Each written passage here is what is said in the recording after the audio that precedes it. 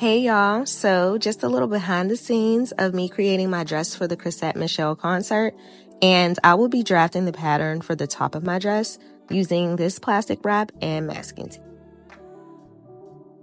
So first I wrapped plastic wrap all around, and honestly you don't have to use as much as I did, but I kind of wanted it to be really secure, so I was just making sure I didn't miss any spots. And then I take the tape and add it vertically to the plastic wrap, and then that'll just hold everything in place for when I'm ready to cut out the actual pieces to the pattern. And then I start with my reference point. This is the center front where the fold would happen and the side seam. And then I kind of wanted mine to have a bit of a basque corset style with the point in the front, and then also that peak at the top.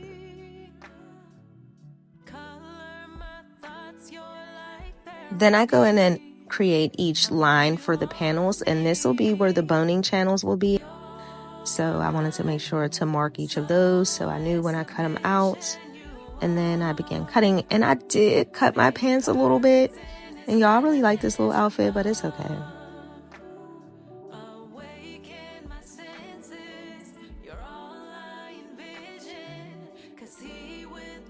Next, I'm going to get my measurements for the skirt portion of the dress. And then I like to use this as a little cheat sheet, so I'm not constantly like trying to look back and see what my measurements were. So I start with my waist. And to find your waist measurement, you normally can just bend side to side, and where the bending point is, that's the measurement right there. You'll be able to take it right there on the narrowest part of your waist.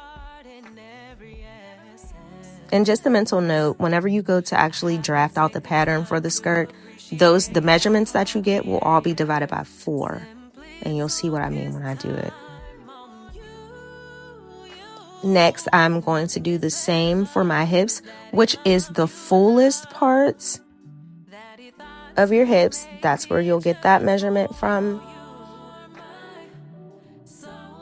And mine said 39 this time, but it was 40 last time.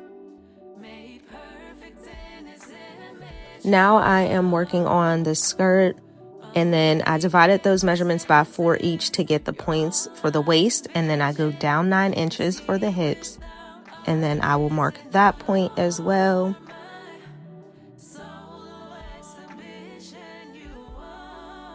And I'll go down 9 more inches for the knee measurement, and then I will mark that as well. Then I take a line and connect all those dots. And now you see a skirt pattern, and you'll be able to use this for the front and back pieces. The front you'll cut on the fold of the fabric, and then the back you'll cut 2, and then I'll add an extra 1/2 inch seam allowance for the back pieces down the center. And you'll see what I mean once I get to that point. And here I am cutting paper with my fabric scissors. Don't recommend. I chose a spandex fabric for my lining because the material I'm going to use for the dress is actually very mesh and see-through, and I just wanted something to kind of make it a little more discreet. And so notice I have it on the fold of the fabric. This will be the front piece.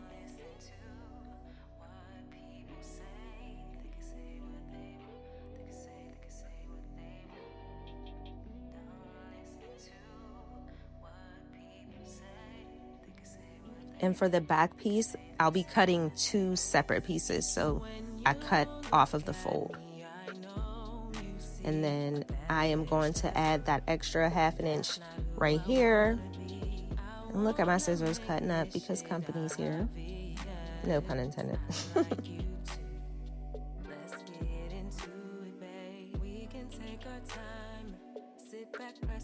And this is the mesh fabric that I found at Joann, and I thought it was so cute, and I was like, okay, I gotta make something with this. And so I ended up having to put a white poster board under just to contrast, because it was kind of hard to see the skirt underneath all that fabric, and I just wanted to make sure I had it right. And so this is me just pinning all the pleats in place, because I'm gonna do like this gathered look. And don't pin them too far to the edge. because I did end up like hitting some of the needles when I was cutting. And I do the same for the back pieces. Now here is the panel pieces for the corset top. One thing I will say, since I was working with a very stretchy mesh fabric, which I didn't take into account, I really didn't need as much seam allowance as I did, because you figure the tape pattern would be based on a non-stretch. So it stretched, and honestly the top ended up being a lot bigger than I anticipated, and so I had to take it in a lot and even improvise on the design a bit, which you'll see when the final look is up.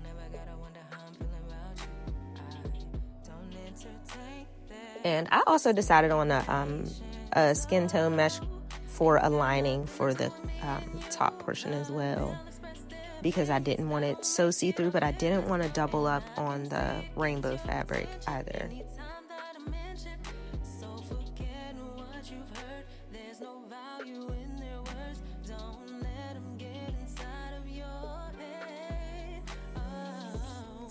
Now here's me kind of sewing all the pieces together for the corset, and then making sure I'm sewing the mesh fabric to the rainbow fabric, just to keep it intact so that it's not able to shift when I go to sew the pieces together.